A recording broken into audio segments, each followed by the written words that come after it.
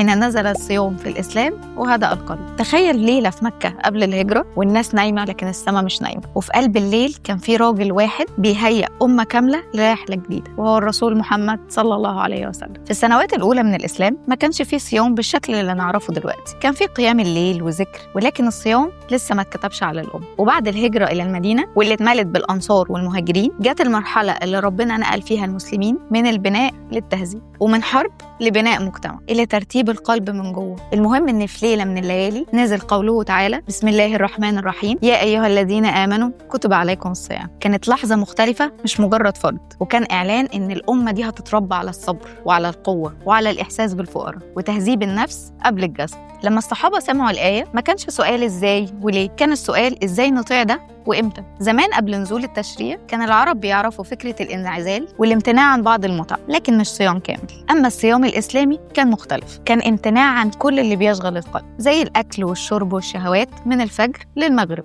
ومع أول رمضان المدينة بقت مختلفة، البيوت كلها بتتصحر، الأسواق تهدى، والناس تمشي في الشوارع بعيون مرتاحة. الرسول صلى الله عليه وسلم يمشي ويسأل عن المحتاج وعن اللي مش قادر يصوم وعن اللي صايم بس تعبان، كأن رمضان مش بس عبادة لكنه رحمة. بعد سنين الصحابة كانوا بيقولوا مش الجوع هو الصيام، إنما الصيام أن تصوم جوارحك ويصفو قلبك وتشعر بالله وهو قريب. انتوا عارفين إن في أبحاث قارنت بين صيام رمضان والصيام المتقطع، ولقيوا إن الصيام الإسلامي ليه فوائد إضافية بسبب التوازن بين الامتناع والروحانيات. النبي صلى الله عليه وسلم قال: من لم يدع قول الزور والعمل به فليس لله حاجة أن يدع طعامه وشرابه. الصيام في الإسلام اتكتب عشان يربي القلب قبل المعدة، ويفكرنا إن الإنسان مش بيقيس نفسه باللي بياكله لكن باللي بيقدر يستغنى عنه.